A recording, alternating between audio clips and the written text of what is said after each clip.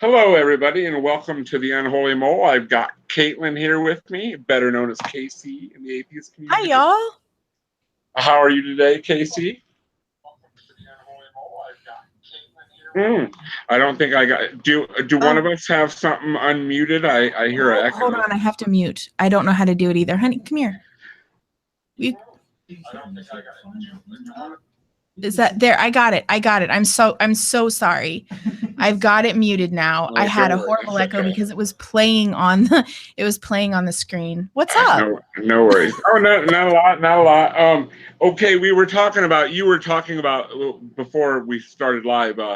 I'll tell you, you were talking about children being indoctrinated. I don't know if you know this or not, but my fiance is a Pentecostal and her dad is a pastor. Believe it or not, I'm not sure how it works, but her family, the first year or so, they tried to beat me over the head with the Bible, but I never got angry with her father. Well, I did get angry, but I never showed anger to her father, and I was civil to him, and I just said, I'm sorry I can't be the guy you want me to be, but I mean I respect them. I deal with way more God stuff than they deal with atheism. Like I respect them when they pray. I'll keep my mouth quiet and I'll sit there until they're ready and then I'll eat. And I wonder sometimes if how true my girlfriend's faith really is because she's the oldest and her brother's homosexual, so of course they've done disowned him, and the other one's backslid. So I wonder if it's almost a sense of loyalty for her that she doesn't want to hurt her parents. And me and her have a little bit of an issue between our son being homeschooled and going to real school. I mean, not only the my number one issue is learning social interactions. I think that's a huge thing with schools, learning social interactions. But Right. I mean that he's 5. I mean, if for now that if they want to homeschool him, so be it. He's my stepson, but I've raised him since he was literally a baby. I'm the only dad he knows. But I mean, Yeah. he's still her son. So I mean, I give my input, she takes it, and that's. Where else can I go from there? But other than that, she's the greatest woman in the world. I love her. I love her to death. I wouldn't want anybody else, to be honest. Well, Okay. that's great that you guys can make that work. Me personally, I don't think that I could make it work with a religious person, just because so I'm so outspoken about it, and I am an anti-theist. I don't hate religious people, but I do hate religion, and there is absolutely no way that I would ever allow my child to be indoctrinated. And so it's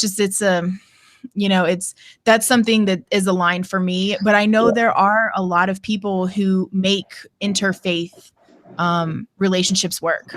So Yeah. We went to high school together, and like literally, we are the sinner and the saint. Like when people found out we were dating, they're like, "No way," like they would have never expected us to be dating. But I mean, the um, as far as much as we have differences, we have way more or common ground. Like we're both huge nerds. We're like comic book nerds, Doctor Who, sci-fi, fantasy, all that stuff. So and we're both 40, so we both grew up in the 90s with the same music. I mean, yeah. so there's a lot of similarities we have between the two of us. And I don't know if you know this about me, but I'm a recovered drug addict, and she is very, very supportive of me. And that's a huge thing for me. I don't know if I don't. To be honest, I don't know if I could have stayed clean without her support for as long as I've got like 5 years and 9 days, I believe, clean from That's heroin. awesome. So Congratulations on your thank you. 5 years, Thank man. you. Not that anybody's counting. No, I'm seriously counting. I am counting. I would like to do a stream. I love Telltale, but I disagree with them on his 12-step thing. Yeah. I would like to have a stream sometime with some other atheists and see how they feel about the 12-step program. I don't believe it's a cult because cults have leaders, and AA and NA definitely have no leaders. Yeah, there is the God thing really got to me at first, but uh, um, I found a guy to sponsor me that said, "Look, dude," he's like, you can believe whatever, you can use the group as your higher power, and I mean, in a way, that's what I do use because love is stronger than me. I mean, and other than that, it's more about taking action and finding out what your inner flaws are and working to rectify that so you're not the same person you used to be. I mean, so Yeah. I know some atheists who have issues with the 12-step program.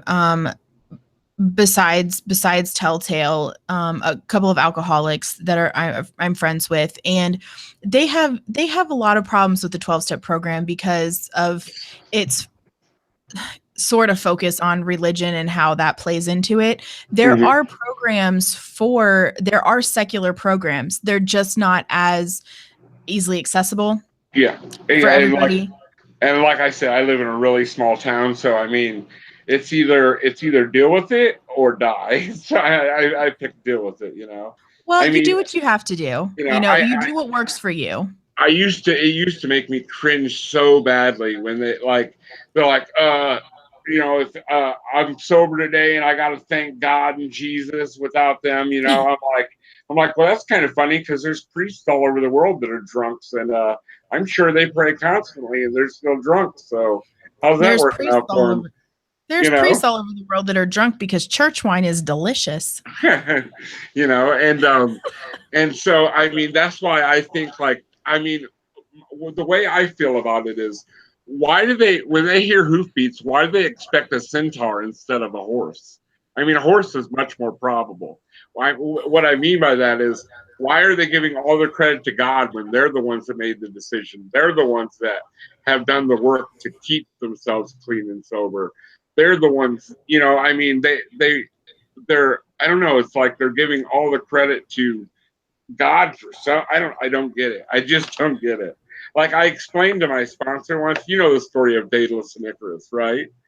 Of what? Um, Daedalus and Icarus, King Minos, Daedalus, Icarus, of Greek mythology.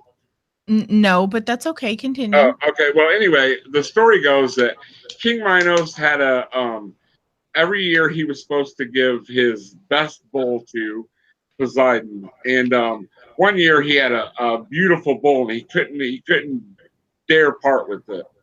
And so Poseidon found out, and he made Daedalus's wife fall in love with the bull, and that's how the Minotaur was born. Okay, so Oh, Daedalus invented a maze to keep the Minotaur hidden, and then Daedalus did something to Minos.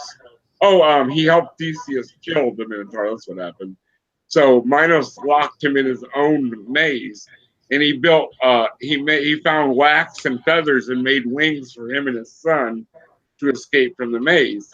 And his father warned him, "Hey, don't fly too close to the water, or else you're surely drowned.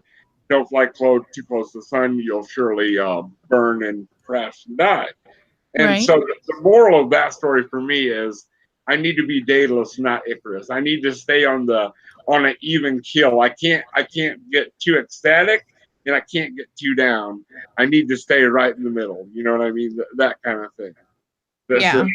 That's kind of my take on it. But enough about me. I'm here to interview you. So, um, were you raised religious? I was raised Catholic. Okay. Um, and I also went to a Southern Baptist church with my grandmother. Okay. Yeah, I wasn't really. I've never really been religious per se, but my mom was a Catholic. They weren't religious. I mean, they were just Catholics by default. But I did have to go to catechism class, and Yeah. even as what, like, you do that when you were like what, 10 or 11 before confirmation or whatever. I Well, even at that point, or maybe it was 12. Do you remember how old you were? I did catechism class until I started going to Catholic school. So we did catechism. If you didn't go, like if you went to public school, you went to catechism classes. Yeah, I went to public school, so Yeah, and it was like it was basically catechism classes from kindergarten through graduation. If you went to public school, you had to go to those once a week or twice a week. I don't yeah, remember. yeah, But if you went to Catholic school, then you didn't have to go to catechism yeah. classes because you went to Catholic school. So that my atheism started way early. Like, I mean, I'm like, this shit just doesn't make sense, you know? I'm like, there is no way, like, you know, the Jonas, Noah's Ark. I mean, all the stories are like, I mean, even as a child, I realized that they were parables. I didn't know what a parable was at that time, but I Right. realized that these stories are obviously some kind of a story. That's all it was. So Right. how old were you or okay, what was the I guess my next question then would be, what was the catalyst that pushed you towards atheism? Well, I mean, mainly it was just a problem with things not adding up or making sense. And the fact that it was always a problem to ask questions really bothered me. I also never really felt like I thought you were supposed to feel like, when you take communion, you're supposed to Mm-hmm. feel something, or when you pray or sing or whatever, you're supposed to feel something. And I never felt anything. And I knew that I was different than most of the people around me. I certainly knew I was different than my stepmom and my dad. But it really bothered me that you couldn't ask questions. And if I didn't believe something, like I never felt like priests should not be allowed to be married. Right. And the fact that I felt that way really bothered my stepmom in particular, because she was super, super Catholic. Oh. And maybe that was my exposure to Southern Baptists as well, because the pastor there was he was married and had a family, and I felt like he understood his congregation more. I felt like because he had a family, so he understood family issues. And then when I find out that, well, I mean, I knew priests couldn't get married, but like when you get engaged and you get married, you have to go to counseling, and like if with a priest, and their priests do family counseling. And I don't understand that, because while they may, I mean, obviously they have parents, they may have siblings or whatever. I didn't feel like it was right that they would counsel somebody on marital issues because they're not married and haven't been and whatever. So I don't know. There were just little things that I had problems with. I never believed in transubstantiation, which for any of the viewers who don't know is the Catholic belief that the host and the wine for communion actually become the body and blood of Christ. They're not symbolic. They're actually flesh and blood, which is bizarre. So there were just a lot of things. There were a lot of things that I didn't believe in regards to Catholicism specifically. And then, I just always had doubts and questions, and it was always bad. Like questioning was always bad. Yeah. So that just led me Yeah, out. the truth that freaked me out too. I'm like, that's like cannibalism. Like, even as a child, I thought that was It's weird. weird, you know. Yeah, And it's like, weird. and then and the way they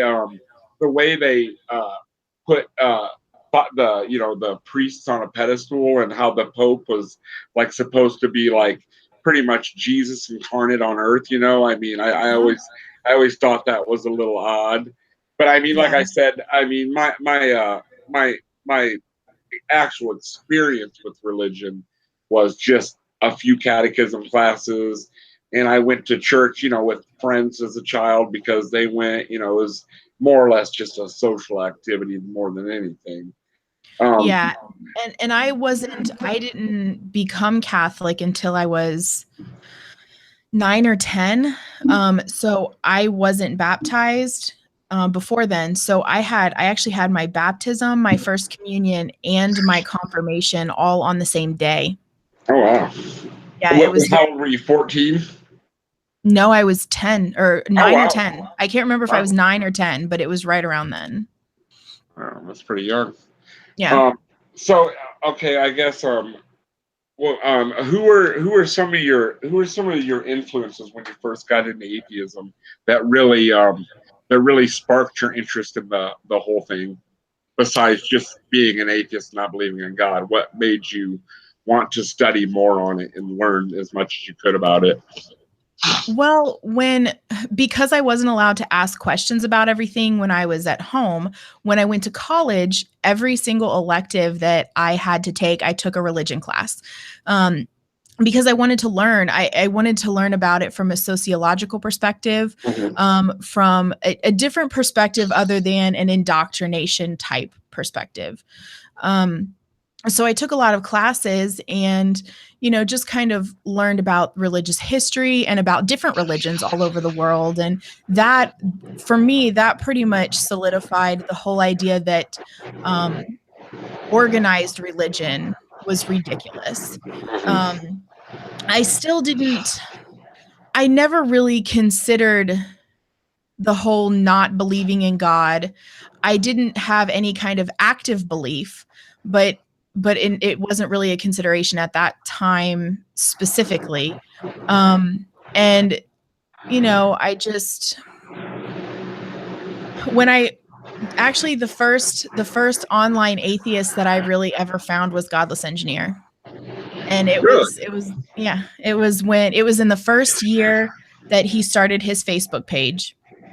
And I found the page and I was like, that's what's wrong with me. Like, that's what's wrong with me. That's what makes me different. I'm an atheist. And I was the whole time. I just didn't, I had this like realization that that's what I was. I was an atheist. And that kind of concerned me, not because of how I felt about it, but because of where I live. And, I'm in the South, and it's a very religious environment. My Not my mom and stepdad, but my dad and stepmom are extremely religious. So it was like, oh God, like my ex-husband, he's from a Pentecostal family. His dad was a Pentecostal preacher. And so their family was extremely religious. He wasn't, but his family was. And so I just kind of started interacting a little bit on the Godless Engineer Facebook page with people, and it made me feel not quite so alone and Yeah. not quite so abnormal. And I messaged the GE inbox on the Facebook page one day, and I was just like, hey, thanks for doing this. Like, this page has really helped me out. And John responded. I didn't know him. He responded, and um, he actually brought me on as an admin on the Facebook page, because I was like, what can I do to like get involved? Because I really it was something that right away I was like, I really want to be involved in helping people because this really helped me. And so he made me an admin on the page, and I did that for a while. And then I had some other stuff going on in my personal life that was taking up a lot of time. So I was like, hey, I don't really have much time to do this anymore. So I took a break from it for a while. And and then I came back, and I had never been involved until a couple of years ago with the YouTube stuff or anything like that, just always Facebook. But once I got into the YouTube community, it was like this explosion of people that I had never been exposed to. I had been in some, Atheist Republic. I'd been on the Facebook page for Atheist Republic, and Allie Jackson is like a hero to me. I think she's amazing. And so, what she does, I mean, she saves people's lives. That's what Atheist Republic does. They save people's lives. And so I thought that that was really important. And it's been amazing. And meeting online and then actually getting to meet a lot of other creators and things like that. It's been phenomenal. That's actually the most adorable love story I've ever heard. I mean, that you guys met through. I that's awesome. I think. Well, yeah, and we really didn't talk that often while I was a admin on the Facebook page. we didn't really know each other that well. And then when I left the page, I mean, I didn't really leave the page, but I wasn't doing the admin thing for a while, because like I said, I was going to school and I just had a lot of things going on. I really didn't have time for it. And when I first started, I was making a lot of memes for the page. So I just didn't have time to do that anymore. So I just took a break from it. And again, I didn't really know John. And then when I came back to it, I just sent him a message and I was like, hey, I've got some time again, like in my life. Would it be fine if, like, is there any way I can help or get involved again? And so we, kind of became friends doing that. And so, yeah. That is so awesome. Another thing I like about our community is that, most communities, like, we actually take the time to learn from each other. And even if we do have differences of opinions, we don't Mhm. let that get between us in any way. I mean, we never bring up our political beliefs or anything. I mean, what I lack in scientific knowledge, I can learn from someone like John or like Strike, someone that's more versed in it than I am. And Mhm. then like I may be able to help someone with history. And there's also the like you said, communicating with people. I mean, like I'm charismatic, I know that much. But I don't always come across as smart as I could because, like I said, I'm a recovered drug addict, so I've burned a lot of brain cells. So Yeah. so my memory is not as good as I would like it to be. I don't know. I think like that our community is so inclusive. I mean, like everybody is so cool with each other, and I mean, like there's not all that. I don't know. I just think YouTube, isn't the same as it used to be. Now it's a bunch of shit. I'm not a big fan of the blood sports and all of that. Oh, I don't have time for that kind of negativity in my life. Like people say, oh, atheists, we're fighting Christians. We're not fighting Christians. We're fighting bad ideas. That's what yeah. we're fighting. I mean, I have nothing personally against Christians, and I get a kick out of Christians like bashing gay people. I have never had a gay person try to convert me, but I've had plenty of Christians try to convert me. So I Right. mean, which one's worse? Yesterday, actually, I had a couple Mormon missionaries come up to me and they're like, "Excuse me, sir, do you have a moment to talk about Jesus?" I said, "I will if you'd like to, but I don't think you're going to like what I have to say." And they're like, "Well, what do you mean?" And I'm like, "Well, I'm an atheist. Would you still like to talk to me?" They're like, "No, that's okay." And they just kept walking. I'm like, "Good idea, boys. Good idea." Really, that's interesting because it seems like an atheist is exactly who they would want to talk to and spread the good news, right? Yeah, I did tell them that I'm not your average atheist, like that I not only don't believe in God, but I've read the Quran, the Book of Mormon, the Bible. I mean, not cover to cover. That's a lot of reading, but I mean, It is. I've studied a lot of religion. I mean, and even further back than that. So, like, I told them that I don't. There's no way you're ever going to convince me. So if you want to convince someone, you might want to try your luck elsewhere. I'm not trying to be rude to you guys, but you'd really be wasting your breath on me. So they're like, okay, we'll see you later then. Yeah, I And love when Christians want to take me on with the Bible. Don't try. Just don't. Don't bother because I know it better than you do. right, like Don't bother. my father-in-law, like I said, he's a Pentecostal, and like how in Acts they talk about the speaking of tongues. I mean, and Mhm. he's an intelligent man. I don't understand how Pentecostals can misinterpret that as that Akuna Matata bullshit they do, because it obviously says when they're speaking in other tongues that, like, say one was Egyptian and all of a sudden now they can speak Greek. I mean, it plainly says that. I mean, Yeah. so I don't understand where they. I mean, and the first time I ever heard tongues, oh my god, that was something else. Like, I mean, when you first start dating someone, you're so in love that So I went to church with her a few times. I mean, I told her, I said, I'm an ardent atheist, and you're never going to change my mind. but I Mhm. will go to church with you, just because, I wanted to spend as much time with her as I could. And the Mhm. first time, like I went, they laid hands on me and started speaking in tongues. I'm like, these people are fucking insane. Like, but I don't really think religious people are insane. I hate to say that they're insane, but I do think they're severely deluded. I think they're I severely deluded. I agree. I think they're delusional.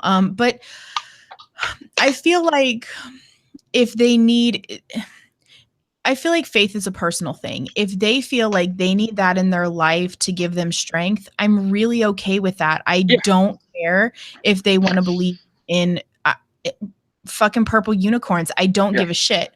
But I do care when they try to influence public policy using their religion and their code of morality. I do care when they indoctrinate children and teach them that science is not real and that religion is the truth and that you shouldn't question. And I do care when they use religion to hurt people, like when gay hate.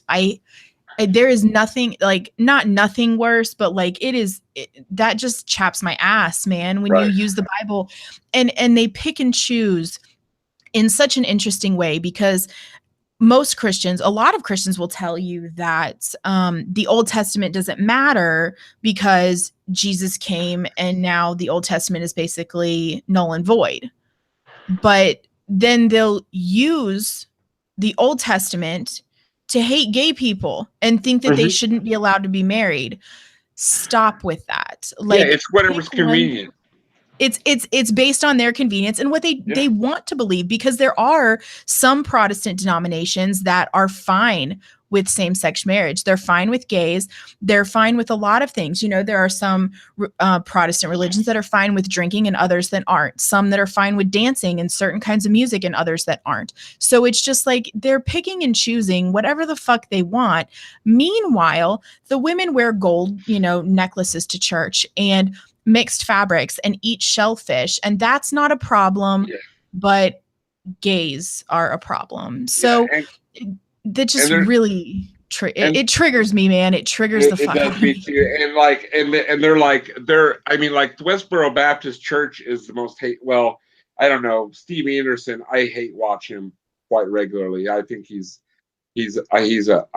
think that he's a repressed homosexual personally. I mean, no one can possibly hate someone that much that they focus on that so intently. I Who are you mean, talking about?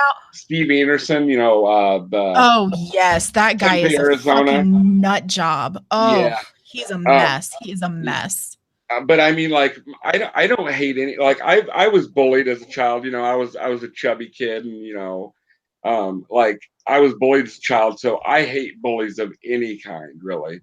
Right. My only, I guess, if I was going to say I hate anybody, would be people that are willfully ignorant. I guess that would be the only people I really hate. I mean, but I mean, there is no norm in society, so how can you hate anybody for being different than you? I mean, no one know. I mean, every family in the world is entirely different, and Mhm. hating someone because of who they have sex with, I mean, that's Yeah. just it's so bizarre to me because, like, I mean, how is that affecting you in any way? I mean, you're not in I their know. bedroom. I mean, they're not asking you to have sex.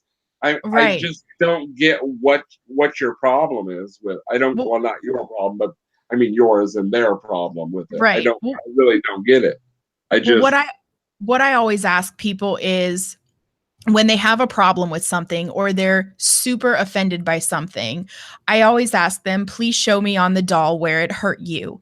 And if it's in the stuffing part where your fifis are, I'm sorry, but I don't care. right. Like, and that may sound crass, and I do care about people. I'm a very humanist person. Like, I do care a lot about people, but at the same time, like, who I choose to have sex with is not your business. Like, that's Right. my business and my partner's business. And if I choose, like, I mean, I don't personally do this, but other people do. If I choose to have a relationship where we also have relationships with other people, that's our business, Yeah. not your business. Like, Yeah. it does not impact your life at all. Yeah. So mind your own, man. Like, you got your own problems. I know you have problems, because religious people are no they have no moral superiority over anybody else. Although they think they sure do, but they A lot don't. of times they're fucking worse. Oh yeah,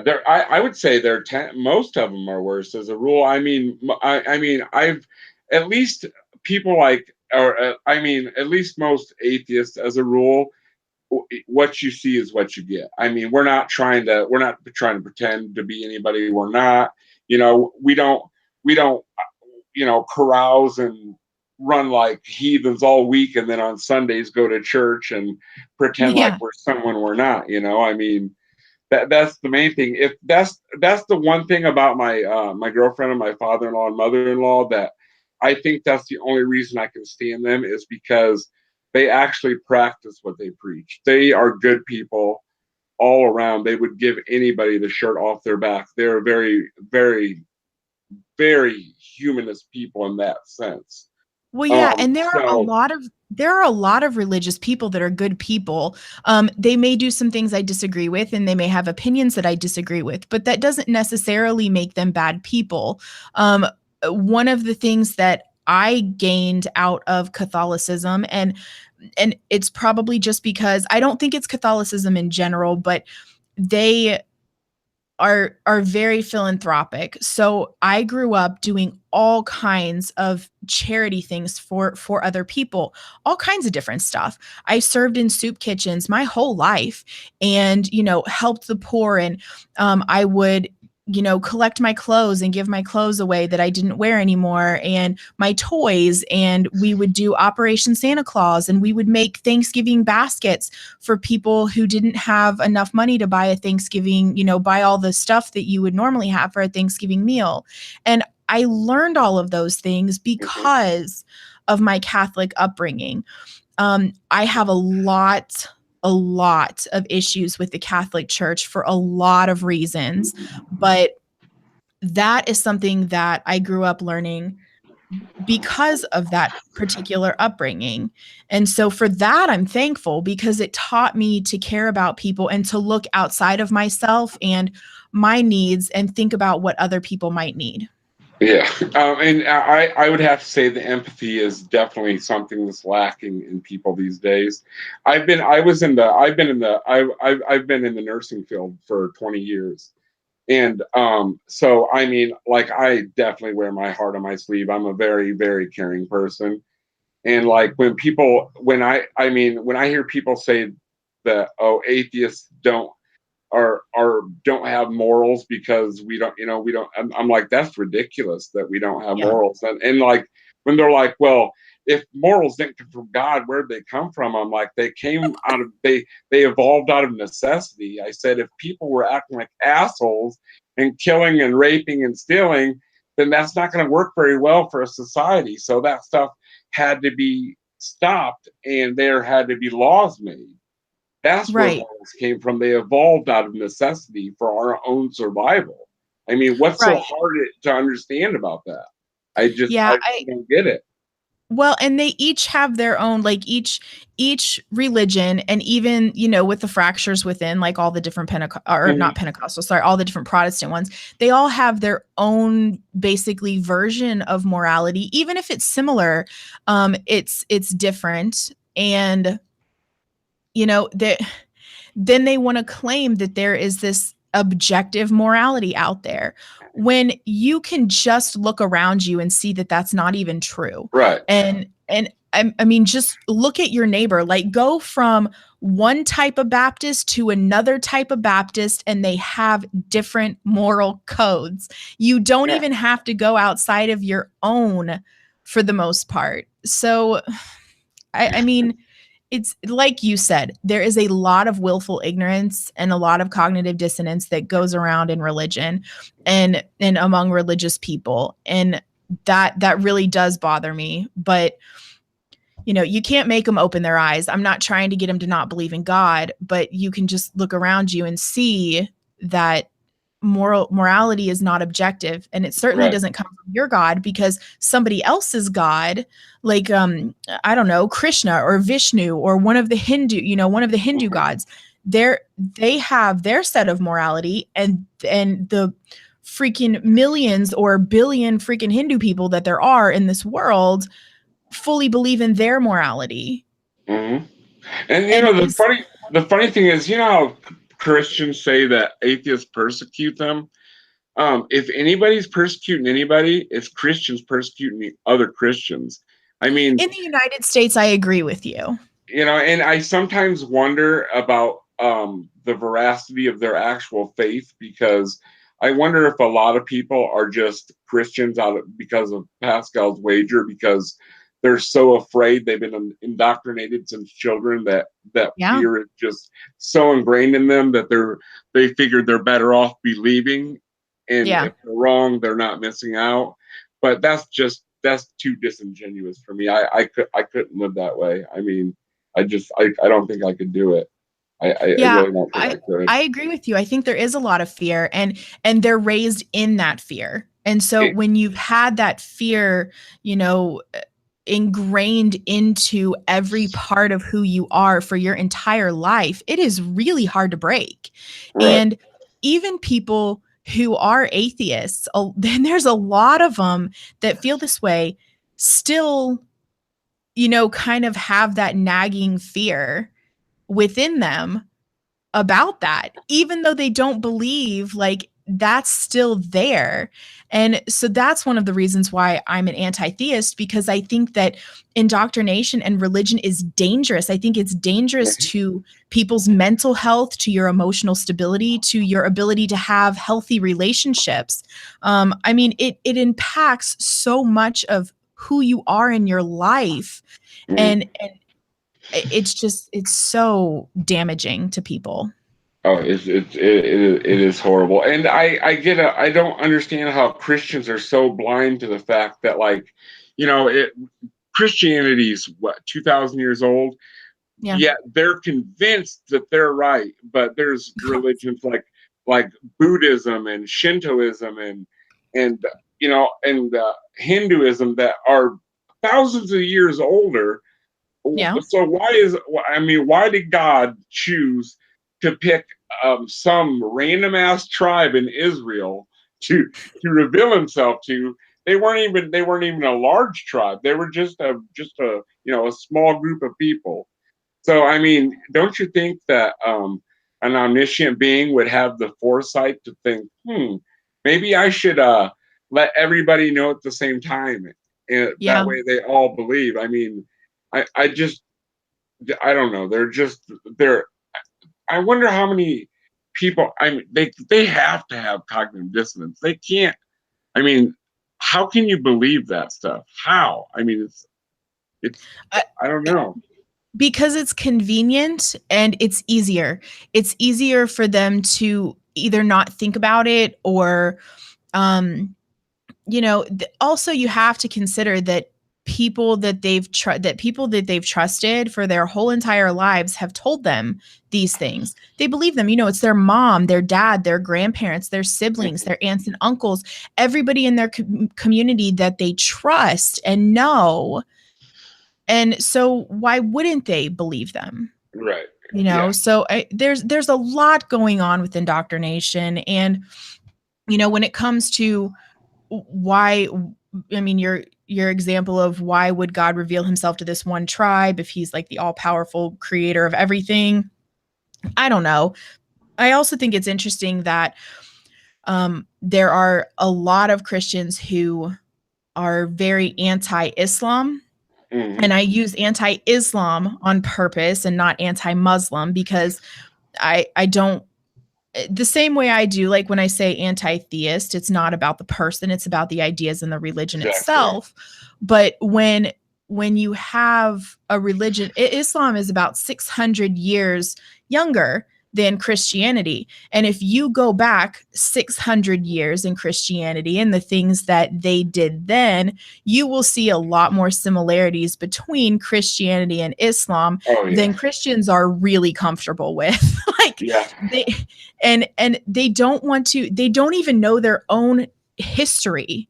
No, they don't. And like I've gotten fights with so many people. Like I'm like with not fights, but with Christians, I'm like you guys all talk bad about Islam, but you worship the same God. You know that, right? And they're like, well, No, oh we no, don't. it's not the same God. It's not the same God. I'm like, it most certainly is the same God. And Yeah, then they just do not like that.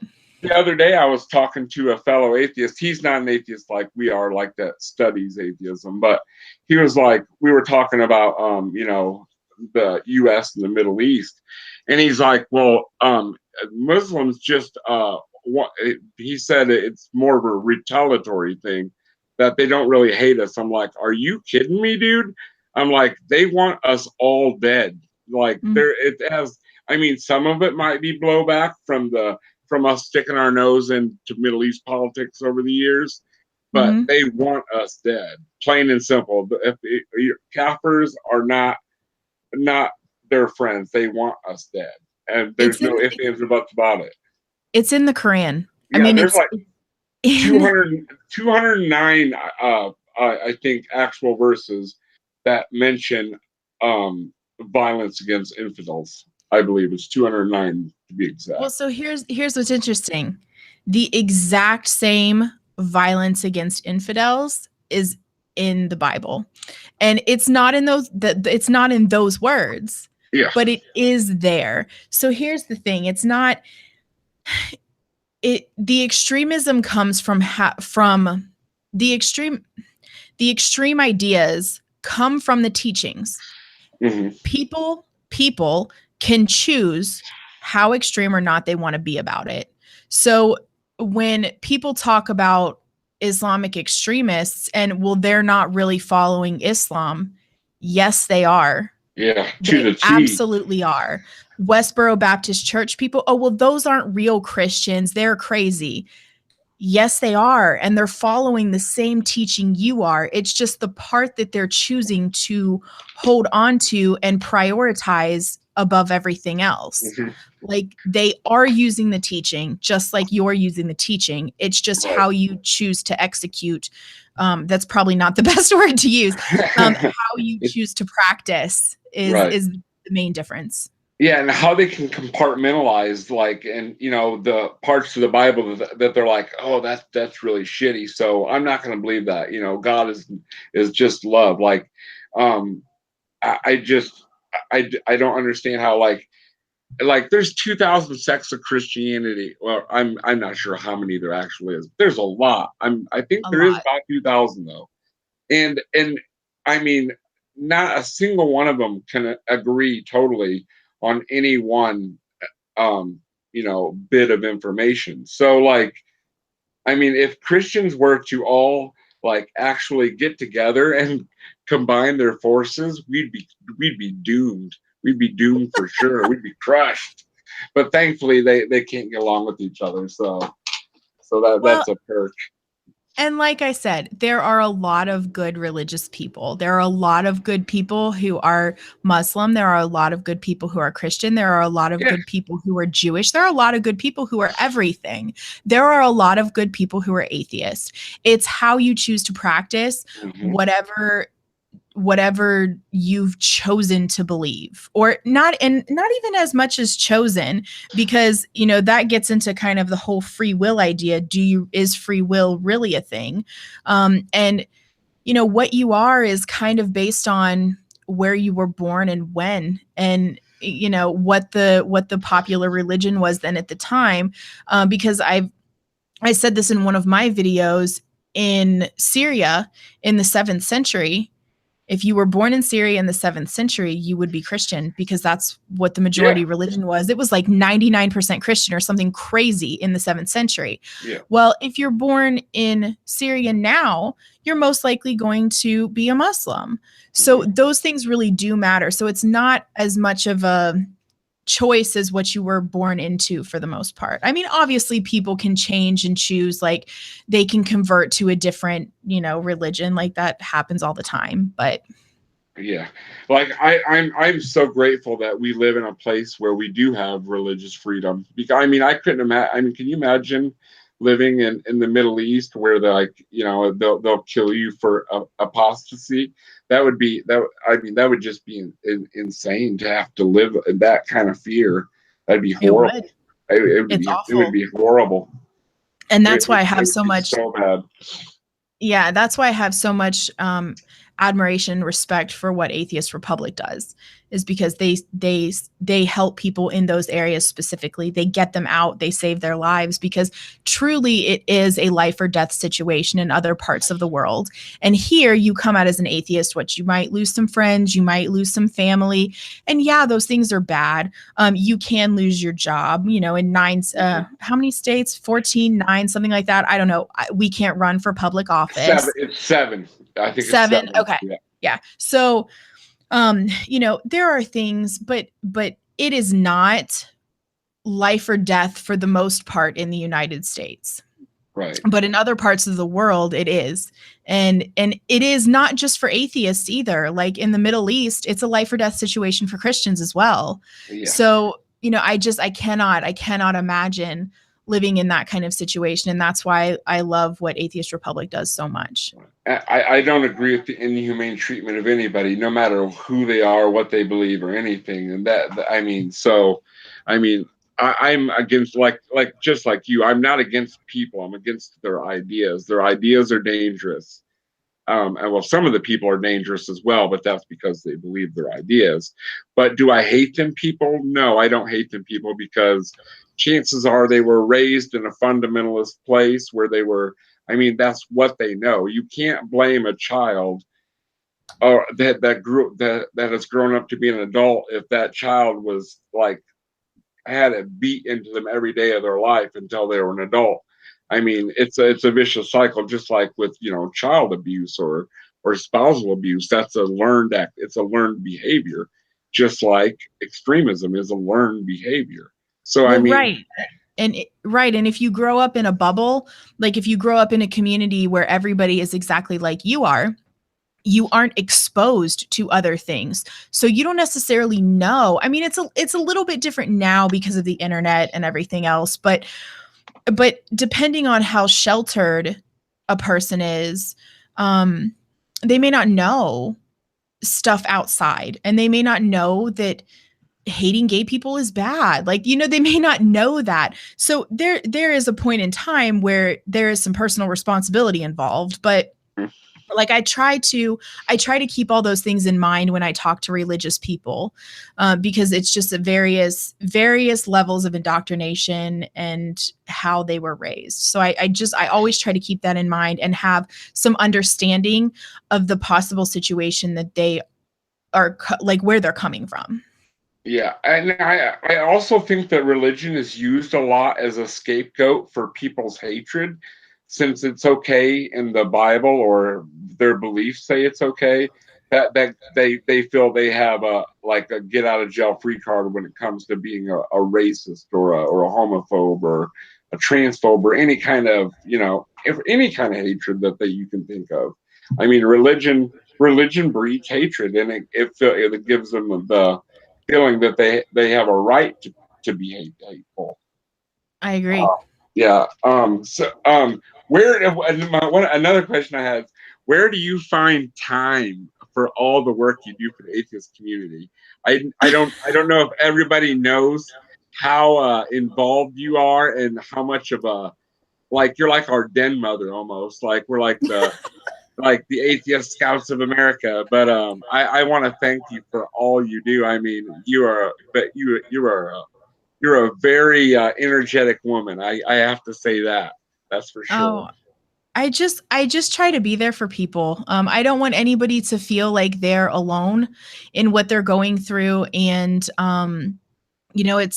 it's hard to feel alone. And because one of the things, Holy Kool-Aid did a great talk at the Faithless Forum, and he talked about how one of the things that religion does right. Well, I don't know, right, better than non-religious people is community. They have these strong, tight-knit communities. And while that can be negative in some ways, it also is very beneficial because we're a social species. We need that. And because atheists aren't tied to each other by any kind of doctrine or dogma, we're all over the place. The only thing that, like, if you go to base level, the only thing that you and I have in common is that we're both atheists, right? Right. And then we could have tons more in common, but we could legit have nothing else in common. So it's just such a wide variety of personalities and beliefs outside of being an atheist. So there's a lot of fracturing within atheist people in general. And so I think community is super important. And I've seen a lot of fracturing even in just the online community of atheist activism. There are people who are SJWs and people who are anti-SJWs and people who are Republicans and love Trump. I don't understand that, but okay. And there are people who are liberals, progressive liberals, centrists. Like, there's just so many different points of view, and that has created a lot of division. And I've been friends with a lot of different people in this community, and people that I'm still friends with, people that I'm not friends with anymore, not necessarily by my choice, and some by choice, because I don't like the way that they do things. I don't like the tactics that some people use. Yeah. And the division in the community really seeing all that really motivated me to try to help build a community of people who supports each other, who can feel different ways politically, and that's okay, who can feel different ways on social justice issues, and that's okay too. Because here's the thing, like, not you specifically, but somebody else might feel one way about something and I feel a different way, but like, maybe they'd feel differently if we talked about it. Right. If you can find one piece of common ground, that'll at least open the door to finding other pieces of common ground. You know right. what I'm saying? And so there's just so much division and negativity. And like you said earlier, I don't have time for that kind of negativity in my life. Like, it brings you down. It just, and for lack of better terms, it just sucks the life out of your soul. I know souls, I mean, I don't believe in souls, but it just sucks the life out of you and just makes you unhappy. And I don't have time for that shit. Right. And I don't want to feel that way. So it's really important to me to be there for other people when I can and support as many people as I can. And a lot of times all people really want or need is you to listen to them or tell them, hey, you did a good job, or any kind of motivation, or even just being there when nobody else is there. And it keeps them going. And, we see a lot of issues with mental health and depression in the atheist community. You see higher suicide rates, just like you're going to see in any marginalized group. But I don't like that. I mean, I don't think anybody else likes that either, but I feel like maybe if I just show up, and tell somebody they're doing a good job or help somebody out with something, then maybe it'll make them feel better. And so that's what I try to do. And it does take up a lot of my time. I used to have TV shows that I watch. I don't have TV shows anymore. Yeah, me neither. I don't have shows. My shows are like non sequitur. Yeah. Everybody else's streams. Like people, like I have friends that they hate hanging out with me because like they're like, dude, do you watch anything that's for pure entertainment? I'm like, no, pretty much not. Like, I'll watch like college lectures or documentaries, or it's always something that I can learn from it. And I mean, a lot of people, they just don't like that. And like you were saying, the division in the atheist community. Why do they feel the need to? I mean, if you have views about other things, put it on another channel. Why are you muddying the waters and alienating people when there is so we could do so much more together with Right. with what we have in common, and instead we're fighting over stupid shit. I mean, that isn't going to matter 5 years from now. Let's face it. I mean, the Well, world yeah. is the same as it was in the '90s versus 2000s to it is now. Things change all the time. Well, yeah, and even if they are important things, like even if I have a friend who or know somebody who is a Trump supporter or maybe votes for Republicans, I personally, I used to be a Republican a while ago. But like, I learned things. and I can be a little snarky about it, Yeah. but like at the same time, I can also have a friend who is not a progressive liberal because I am a progressive liberal, but I don't buy into a lot of the things that I call them radical, like the radical progressives. Yeah. I don't buy into a lot of that. Like I just got into a fight today with somebody about cultural appropriation, and I think it's absurd. And they don't, and that's fine. But one of the things that I think is really important about the community that we're trying to build here is that we do focus on the things that we have in common in regards to combating religious thought and the detriment that it has to our society.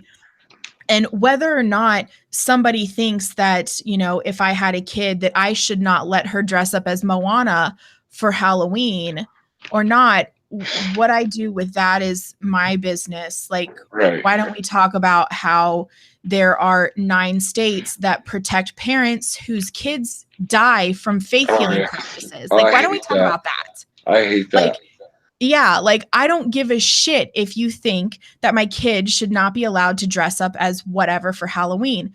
And so, like, I don't want to talk about those things. Are those things important to some people? Sure. Is social justice important? It's definitely important to me. Equality is really important to me. Social justice is super important to me. But I don't buy into the tactics and all of the other kinds of things that they do, and I can accept that someone else is making a different choice than me. Right. Like I think that's the biggest thing is that on both sides of the coin here, there are people who can't accept that people are making other decisions than they are. And I can just accept that, and we can build a community around the things that we can work together to accomplish. Right. And I don't have to like that you voted for Trump, not you, but you know what I'm saying. I don't have to like that you did that thing. But your vote's yours. Like that's your deal. Yeah, I've always considered myself a classic liberal. I mean, so, and like it just seems like society now, like anybody that's even remotely right of the extreme far left is considered like an alt-righter, and that I'm as far from that as I could possibly be. I mean, I'm a classic liberal, that's what I've always been.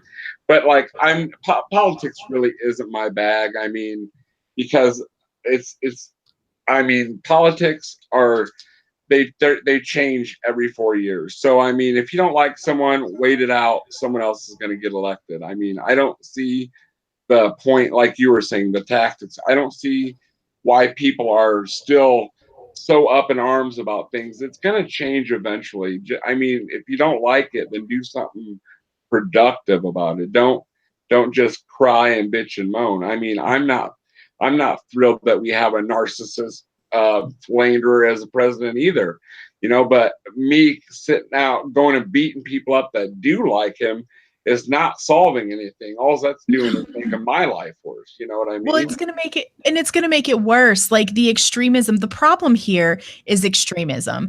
And it's extremism within the atheist community. I mean, that's our problem is like that you can't I feel like it's dangerous when you call everybody who isn't like you a Nazi. I feel like that's crazy it's untrue, and it makes the word Nazi mean nothing. When Yeah. you call every single person alt-right, it makes alt-right mean nothing. Yes. It makes alt-right not seem dangerous, and it is. But I've been called alt-right, I've been called an SJW, I've been called a Nazi, I've been called a commie, and I've been called all of those things within a matter of hours from each other, because I'm not an extremist, and Right. I don't necessarily agree with everything you're doing, because I don't think that you should go out and punch people who don't believe the things that you do. That makes me a Nazi.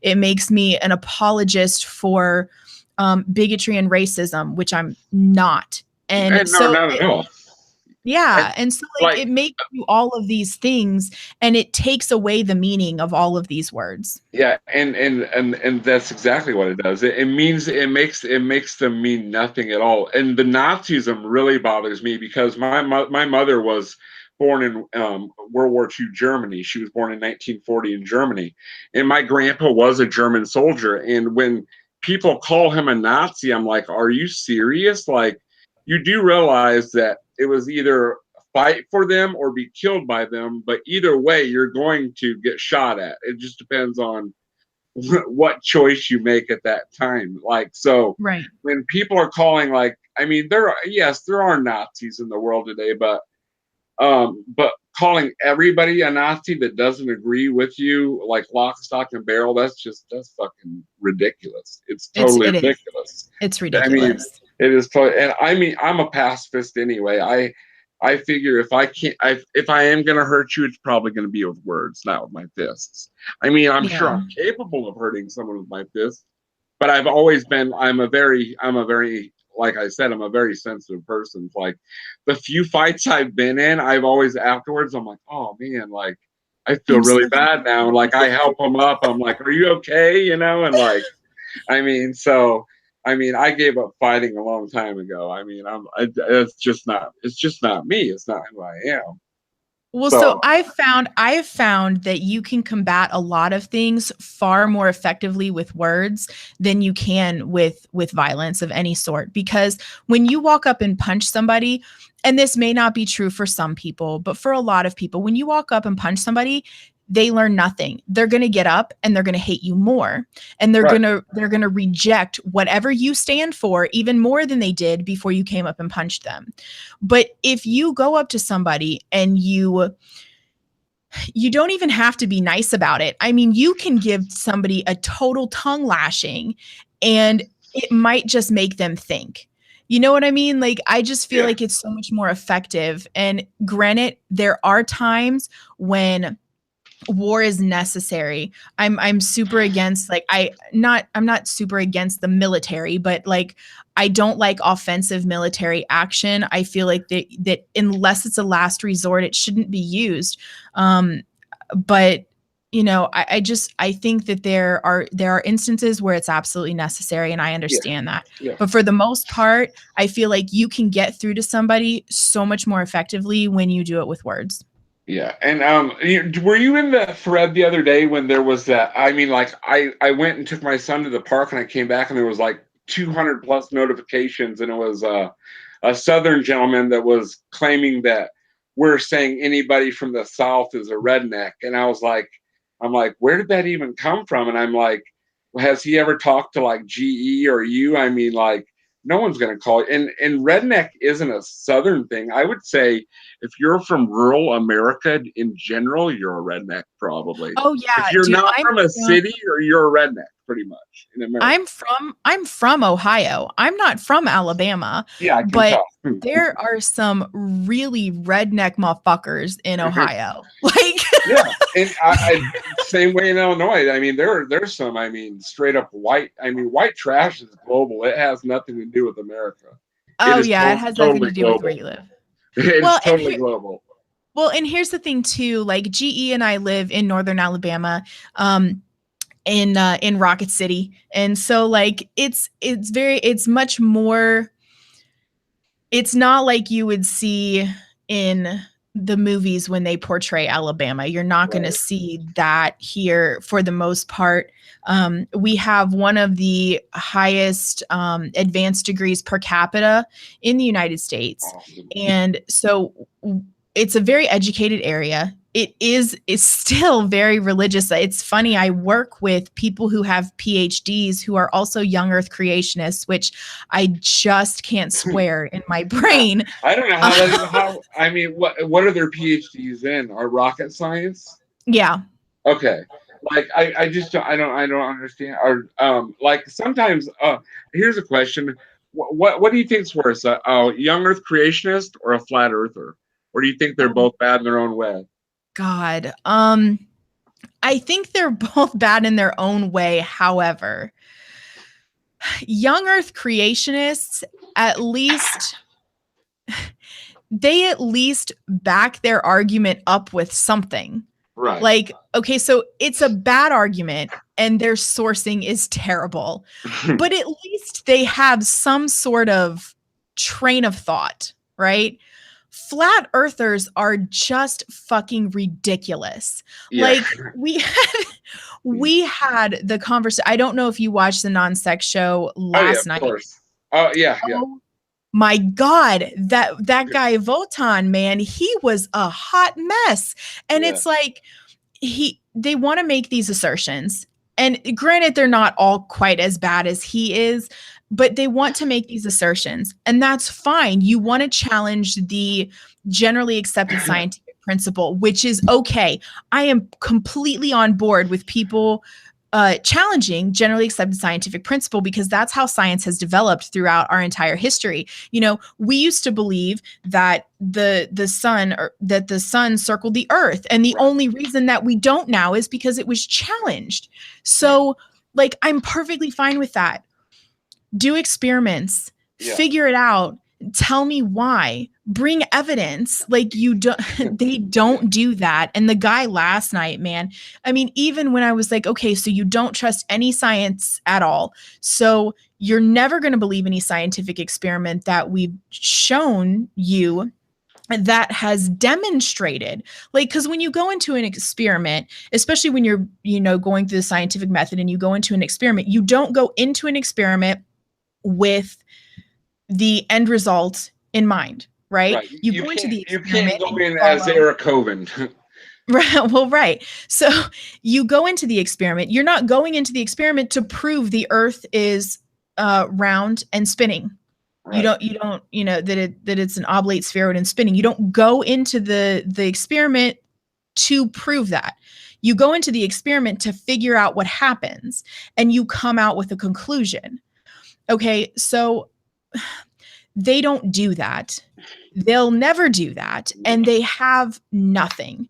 And like, even their models, have you seen, like, on their models? I was actually talking to a friend at lunch today. I went out to lunch with a friend, and she is recently been familiarized by her husband with flat earth shit. She had no idea that, I mean, she knew that had been a thing before, but she had no idea, like, of what this has become.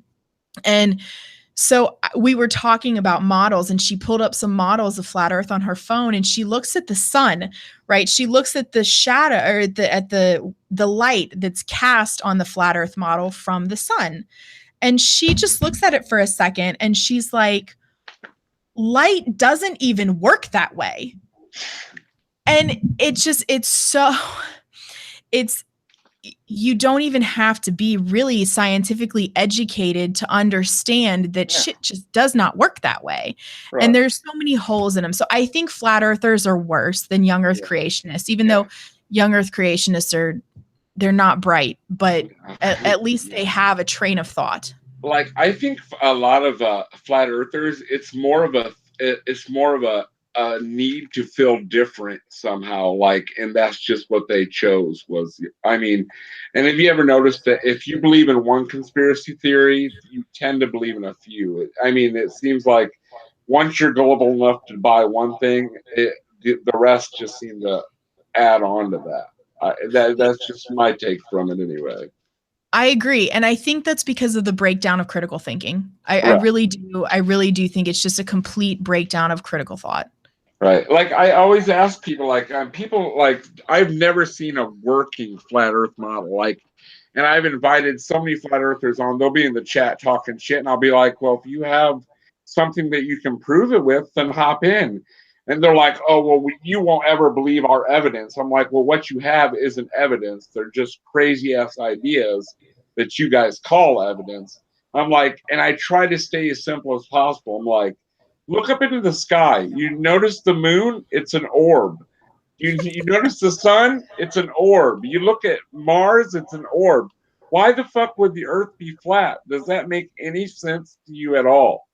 And they're Yeah. like, well, and then of course the moon's a hologram, and Yes. they got all kinds of crazy bad. I shit. love that one. I love that one. Well, the moon and sun are projected into the sky. And I'm like, the fuck are you on about right now? Like, that's crazy. And the ones that projected from where? Yeah, I don't know. I don't know. Some sort of Illuminati, like maybe the top of the Illuminati pyramid. I'm not really sure. Make anything up because that's what they do. So just like make it up and decide that's what it is because that's pretty much all they do. Right. That is exactly what they do. Yeah. So has atheism ever affected you in a negative way? Once you came out as an atheist, did it ever have any negative effects on your life? Personally? Yes, somewhat, not as much as some other people. But I no longer have a relationship with my dad and my stepmother. And that was their choice. And that's fine, that's all right. But for the most part, it's just like people find out you're an atheist and all of a sudden they don't trust you. All of a sudden, and people who have known you and it's like, oh, you're an atheist. And then they step back and all of a sudden they see you completely differently than they did before. And that can be bothersome depending on who it is. I've told this story before that I used to work with this girl who, when she found out I was an atheist, she legit thought this. I laughed because I thought she was joking, but she wasn't. She thought that I would go home from work and put on horns and sacrifice small animals to Satan in my basement. And I'm like, I thought she, right? No, I don't have a basement, so it's just pretty much my living room. But I thought she was kidding, but she wasn't, because that's what her church teaches her atheists are. Yeah. So basically what I try to do is I just try to be a good person. Like I just try to be a nice person. I try to help people out and show them that I'm not any different than you, other than I just don't believe in the things you've chosen to believe. I've chosen not to believe those things, and that's really all that's different. Like I'm not an untrustworthy person because I'm an atheist. But a lot of people tend to stop trusting you because they think you're a bad person. And that I don't understand that. But that's pretty much all. I really haven't had it too difficult of a time with it. Yeah, you go about it the complete right way. I mean, like actions speak louder than words, and if you can convince someone by your actions rather than I can give lip service to anything, but whether my actions follow what I'm actually saying are two different things. And I think that's the biggest thing right there. Christians always talk about being saved and all this stuff, but how often do their actions actually meet up with what they're saying? Very rarely. Very rarely. Agreed. And hypocrisy really chaps my ass. Like I hate hypocrisy so much. So, and I feel like religious people can be incredibly hypocritical, and that bothers me. And so I try not to be that way. One of the interesting things is when you move somewhere in the South and you start work someplace or whatever, one of the first questions they ask you, so the first question that they ask you in Alabama is Alabama or Auburn. And in my opinion, I don't give a fuck about either of those teams because Ohio State, right? And so I could not care less about Alabama or Auburn. The next one is, do you have a church? Right? Do you go to church? Do you have not? Do you go to church? Where do you have a new church yet? It's not even a question that the first thing you do when you move to the South is find a church. And then the next question when I say no is, do you want to come to my church? And the answer to that is also no. But I'm also gracious about it. I don't want to make them feel awkward or weird or anything like that. So I'm always gracious about it. When somebody says, when somebody says Merry Christmas or bless you or whatever, I don't make a deal out of it. I don't care. And so it's not something that, I mean, people know I don't hide the fact that I'm an atheist. People know that I'm an atheist, but I don't rub it in their faces like a lot of religious people do to us. Right. Because I mean, let's face it, we're not going to convince any true hardcore Christians. We're never going to convince them. I mean, like people like GI. That's the exception, not the rule. I mean, yes, he's an anomaly. I would like to say I would like to think that there are more people like that, but let's face it, they're not. I mean, our arguments are just more or less to battle bad arguments and for the people that are on the fence. I mean, because there are people that are on the fence, So I mean, them people need to hear that there are other more feasible ideas out there than a 2,000-year-old bronze age fairy tale. I mean, yeah, I mean, and so, I found a really good way to talk to people and get them to really question their own beliefs. It's so much easier when you ask a whole bunch of questions. And I'm new-ish to the whole street epistemology thing. I don't know if you know who Anthony Magnabosco is. Oh yeah. But he's amazing. He's amazing. And I love the way that he goes about talking to people because simply by asking questions, you are forcing critical thought without being forceful, right? You're basically guiding them through critical thought.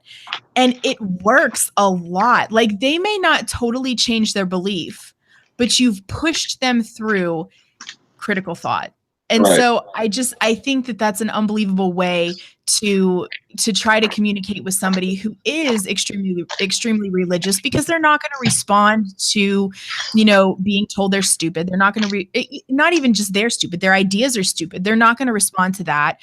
They're not typically going to respond to you explaining to them why God's not real. Like, they're going to be upset by that. So if you just lead them through a chain of critical thought by asking them questions and asking them to evaluate why they feel the way they feel and how they came to that determination, it really does help a lot. That I can't remember which Greek philosopher was it that was pretty much that was their argument method. I want to say it might have been Plato or Socrates. I can't remember exactly, but that was like one of the Greek philosophers. That was his thing, where he would ask questions to win his arguments. I have no idea. I'm not ashamed to say I know exactly nothing about philosophy. And that's another thing too that I love about the atheist, well, our community anyway, is none of us are afraid to say I don't know. There's no shame in not knowing something. That's the whole reason we all speak to each other, is to learn from each other. Yeah, and that's the thing, is like, who knows everything? And how boring would that life be to know everything? Like, I'm okay with the fact that I don't know shit. You know what happens when I don't know something? It gives me an opportunity to learn something. Right. Exactly. And so, I mean, I'm okay. I'm okay with not knowing stuff, and I'm okay with not being the smartest person in the room. Sometimes being the smartest person in the room is a lot of pressure. So, I'm all right with just being mediocre. I'm okay just being me. Yeah. I know. Okay. This is kind of a funny question I like to ask people. Who do you think is more dangerous, Ken Ham or Kent Hovind? Oh, I'll be honest with you. I have never ever watched anything Kent Hovind, ever. But Wow, I'm surprised, never. kind of. I don't give a shit. Fuck that guy. So like, I just, I again, it's one of those things. Like, I don't have time for that kind of shit in my life, and I don't really combat Kent Hovind. I don't do responses. Like, that's just not my gig. That's not what I do. So and so many other people do that I just don't feel the need to really delve into Kent Hovind and his ridiculous brand. But I have been to the Creation Museum. We talked about that a little bit. And what Ken Ham does by the Creation Museum is special. It really is an interesting place because they don't go about what, of course they have Bible stuff, right? They have, this is what happened in the Bible and blah, blah, blah, blah, and the biblical stories, but they try to frame it as if this makes sense in science.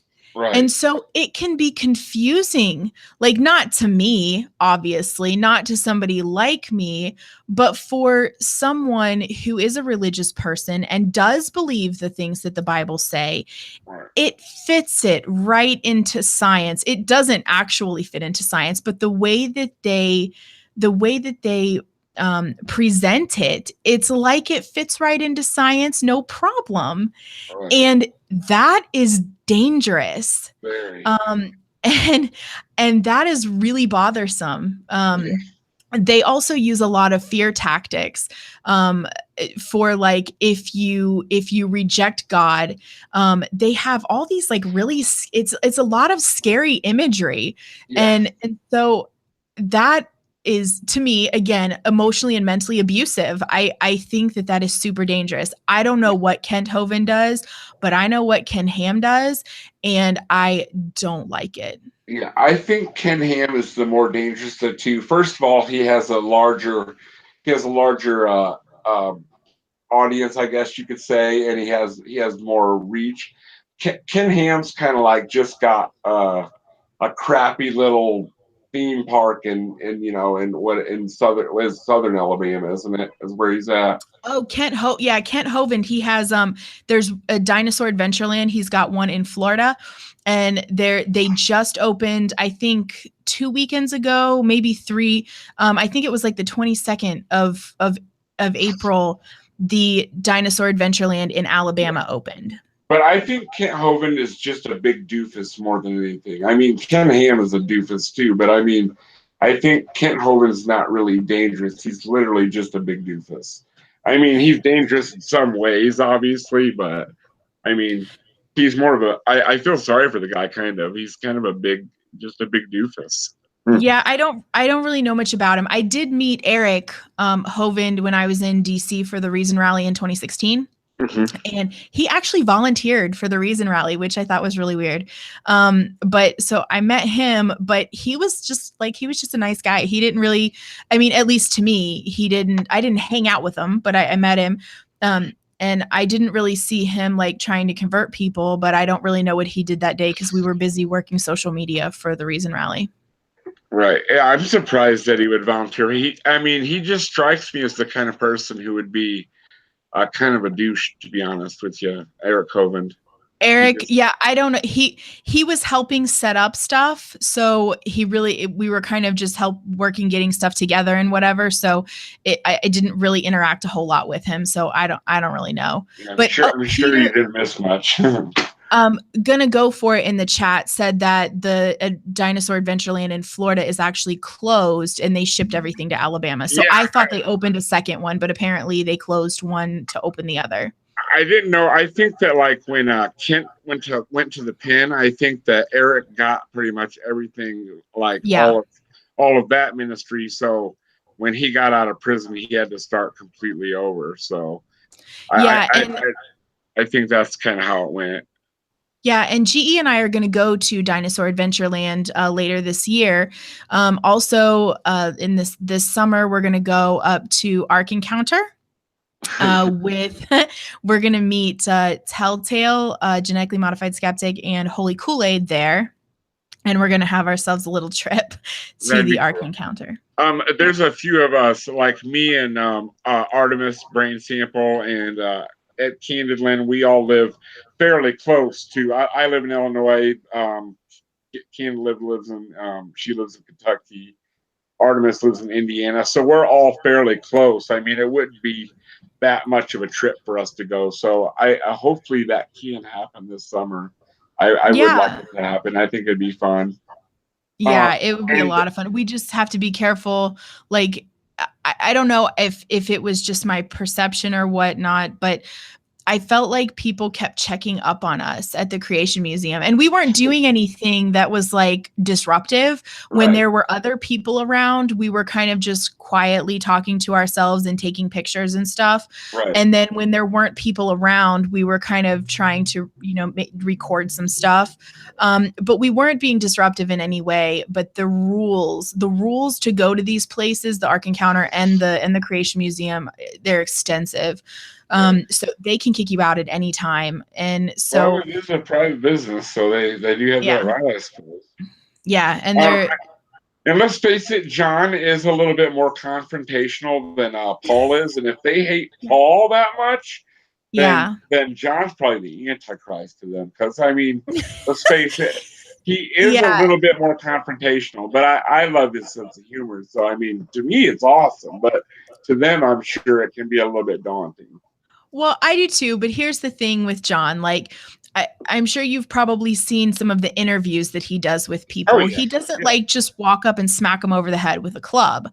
Like, he, in his response videos, they're also for entertainment. So he's responding, but he's in interviews when he's actually talking to somebody, he's not a savage. And so like when we went to the Creation Museum, I mean, I had to be like, because he would record stuff and try to do, his funny stuff, but hmm he would do it more quietly. And then like when there was an employee like right there, I would be like, hey, and he's not like, he's not always like this hit him over the head kind of person. no, So no, he I had no didn't think that. intention. I Well, mean, like, and people were he like, just you, uses humor, you know. I mean, that's it's yeah, humor. yeah. I But um. Paul, definitely a different approach than Paul. And Oh it was shocking to me that Paul was, you know, disinvited and basically told he couldn't come, banned from the conference, the homeschooling conference. And I don't blame him for wanting to go to see what Ken Ham is telling these people that are homeschooling children. right. Yeah, and I don't see why he didn't have every right to go. Like when he went to the Ark, I just can't see Paul making a scene. To be honest with you, I mean Me either. he doesn't even curse in his videos. Yeah, I mean he's very respectful. he is. I mean the only thing that they don't like is his ideas don't mesh with their ideas. So, Well, and he he combats their ideas. yeah And he is a threat to their ideas. And even as nice as Paul does it, he is a threat to them. He's a yeah threat to their way of thinking, and he's a threat to their control over people, which is not just control over people, it's also control of money. And so he is a threat to them, as kind and you know I don't even know the word, but as how Paul is, as much as he's that way, he's still a significant threat to them. right. And that's good. I love that about Paul. Yeah, I mean, I think it's so. Like I would say, the first YouTubers I probably discovered were probably I would say Armored Skeptic back when his videos were actually pretty good. Mhm. Godless Engineer and Logic were the three that I first discovered, and then shortly after that, Godless Cranium, and then from there, I mean, I found all kinds, but them were my first four, I believe, that like really made me. I mean, I've always been an atheist, but I haven't always been as outspoken as I am now, or Right. as knowledgeable about things as I would have liked to have been. So I Yeah, mean, and it's interesting because Armored Skeptic or Greg, is as many people as have issues with him now. Super nice guy, Yeah. like a really nice guy. I met him in Milwaukee last year, and he and June are really nice people. Yeah. And who else did you say? Oh, Godless Engineer. I know that guy. Godless Cranium. He seems like a really nice guy, Yeah. you know. I love him. He's so funny. He's so funny. Like, we were on a phone call, I don't know, a few weeks ago, and he was trying to get the setup for OBS for their podcast together. Mm-hmm. And he was having trouble with it. So like it was me, him, Shannon, Paul, and John all on Google Hangouts trying to figure out how to get OBS to stream to YouTube. You have 5 YouTubers who can't figure out how to get this shit to stream to YouTube. Now I can stream with OBS. I'm trying to figure out how to use Hangouts in conjunction with OBS so I can invite another guest on. Now, if it was just me on OBS myself, I could do just fine. But they've all streamed from OBS to YouTube. That wasn't the problem. There was like one checkbox checked. It was in the settings. It was a problem in the settings. Okay. He had to push a certain button, and so it was just really interesting that.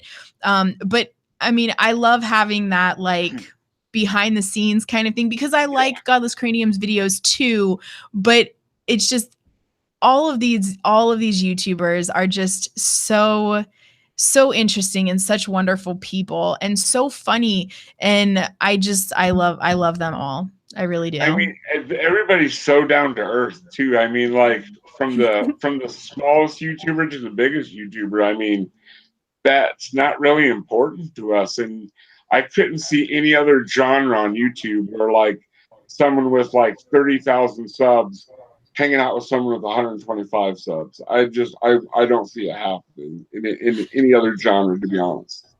Yeah, like, I mean, I don't know. I have like 73 subs on my channel. So like, I'm not exactly big shit, right? I'm sure that I'd have a whole lot more if I made videos. I mean, that'd probably help, you know. I mean, but I'm horrible at editing. I'm getting better, but like, I do like doing live streams. I think that I think, like I said, I'm not tooting my own whistle, but I think I do have some charisma. So I do think I could get the subs if I could make videos. It's very time consuming. I have a 5-year-old. So I mean, there's a lot of stuff going on in my life. I mean, and I am working on videos. And I also have I have an inferiority complex when it comes to, I'm like, is this really good enough? Should I put this out? Oh no, it's gonna suck, you know, no one's gonna like it. So like I'm my own worst enemy, which has been the case my whole life. So look, here's the thing about making YouTube videos is your first video might suck. John's first video is really, really bad. And so like, I mean, he'll tell you that. He'll tell you his early videos are really bad. And he just said toads. But like a lot of people's earlier videos are more angry and, you know, lower production, worse sound, worse video. But here's the thing. Just put it out there. Like the important thing is a good story, or like if you're telling your story, or if you're whatever you're talking about, just that you're passionate about it, that you care about it, that you want to do something, and like just put it out there, man. And I mean, you're going to get some people who won't like it, and you're going to get people. I mean, John gets people like today. The video he did today, he put in a laugh track a couple of times in it. And it was because the guy who was responding to him was like, dude, you're not funny. You're just not funny. Stop trying to be funny. And this was from his original response video because John had to, you know, send him a message and tell him how to do response videos before he could respond to him. And so the guy kept saying, you're not funny, you're not funny, you're not funny. So John was working on his video and he was like, should I put a laugh track in? And I just started dying laughing because it's like he's basically making fun of the fact that the guy constantly said he wasn't funny. Right. And humor's And so, subjective. So, I mean, who are you to say yeah, who's funny and I who's thought it not? was funny. I was like, oh my God, that would be hilarious. Put in a laugh track on the different parts where he said you're not funny. So he put in a laugh track. Well, so I thought it was hilarious, and some other Yeah. people did too. But then, of course, you've got, people that are commenting like, dude, don't use laugh tracks. So Right. it doesn't matter how many videos you've put out, how well Right. produced they are, how good your sound or video is. I mean, that stuff matters. But like, people are still going to criticize it no matter what. Yeah, you're So gonna it's have just like, haters no matter what. yeah, and anything you put out, nothing is ever going to be perfect. Yeah, So just put and it out there. I Just put it out I personally think John's hilarious. Like, I'm the kind of person that, like, I'll smirk or chuckle sometimes, but there. I Hmm. rarely laugh. But like, John usually can make me laugh quite often. Like, I mean, so, like, I'll wake up in the morning, and that's usually the first thing I do because he puts his videos out in the morning. Since we both live in Central Time, like, I get the videos, pretty much right when I wake up in the morning, and Right. it's always good for a laugh. So I enjoy that, and I mean, I wonder if people really think that, like, I mean, like, I know that John is. I mean, I'm sure he's himself, but he's also putting on a show for entertainment value. I mean, he's doing it on purpose. I I mean, mean, so to an extent, yes, but like John is John, man, yeah, and that's what I'm saying. But I he's mean, like, oh, go ahead. he's Sorry. like, no, that's okay. He's, yeah, I mean, sometimes he'll like over exaggerate something for effect Yeah, or whatever, but like that's how he is. Like yeah. that's how he is almost all the time. It's it's funny. I mean, I spend pretty much my entire life laughing at John. Yeah, that's kind of what drew me to him in the first place, was that he reminds me a lot of me. I mean, I'm a huge smartass too, and like, I mean, the comment videos, I think them are great. I love some of the comments he gets are fucking so funny. They're so hilarious. I mean, like, I know, I mean, right? He actually they're did great. he did a hate comment activity at the Faithless Forum event that we had in Yes, early April, and it was a hit. Like pretty much when you ask people what was your favorite part of the Faithless Forum, they'll tell you that most people will say the hate comment thing, but they'll give you like, oh well, this was my favorite panel, but the hate comment thing brought the house down. Like it's right. because it's funny, and you have to, there's a lot of criticism in what we do, because we're controversial. That's part of it. Part of it is, people are always going to make fun of how you talk or how you look or what you're wearing, or people are always going to find something to Oh, of make course. fun of or criticize you for. But you can let that eat you up and make you upset and discourage you from continuing what you're doing, or you can not give a fuck and make fun of it right back, like, Right. and not make fun of the person, but I mean, one of the things that I love that John does is he's like, fat boy, is that all you've got? Yeah, Like right. try harder, Right, man, like, try I'm the same way. Like, if someone takes time and gives me a clever cut down, I'm happy that you came up with something clever that actually made me laugh. I mean, I've been called fat my whole life, so that's yeah, not that clever. I mean, I mean, if you would it's tell me something, entertaining, yeah, like entertain exactly, me, clown, right? exactly. Exactly. Well, Yeah, they are expecting you at the non sequitur show, and we have been on for a couple hours. So I they would are. say let's wrap up. I've had a lovely, lovely time. For the people that are still listening, Shannon Q and Kyle from Non Sequitur Show, I believe, are my next two. I'm not sure exactly what days we're going to be doing it, but I will be sure to let you all know. Thank you all for coming, and I enjoy seeing new people in the chat. If you liked, please subscribe. And Casey, she's only got 70 some subs. That is insane. Every Well, one of you better subscribe to her, so I have no or content else. on my channel. Well, My you all my will. I content mean, is on the Godless Engineer I channel, know, so it's I know. fine. But I mean, a lot of that stuff you can mirror until you start making your own. Because I know that you guys, I can tell you work in conjunction with each other, right? Well, yeah, but here's the thing is it's monetized on the GE channel Right, and more people will see it on the GE channel. If we mirror it right. on my channel, some people may watch it there and what's the point? I'd rather just leave it all on the GE channel. Yeah, yeah. I get Mhm. what you're saying. I get what you're saying. But you do have a lot to say. But I mean, like I've enjoyed your videos on G's channel. So I mean, Thank if you. that's what you if you feel you need to put them on there, then put them on there. As long as you get what you set out. I mean, it's the same for all of us. So. Yeah. But like I said, I've had a lovely, lovely time. And like I said, I would like to get with you and John and everybody and talk about the theist arguments at some point. Like I said, Yes, I would I love picked that. I picked a certain group of people that I know that can actually speak and then listen without talking over each other, and that would actually have some good out input on what we'll be talking about. So I'll like Yeah.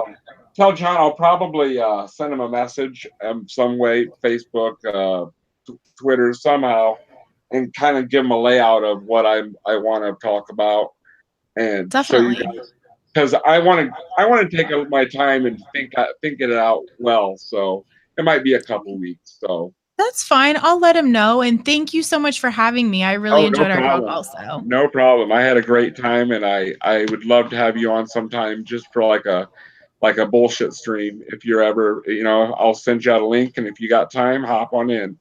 Sure. All right, awesome. So, and everybody, the non sequitur show is on, so you know where to go when you leave here. So, good night, everybody.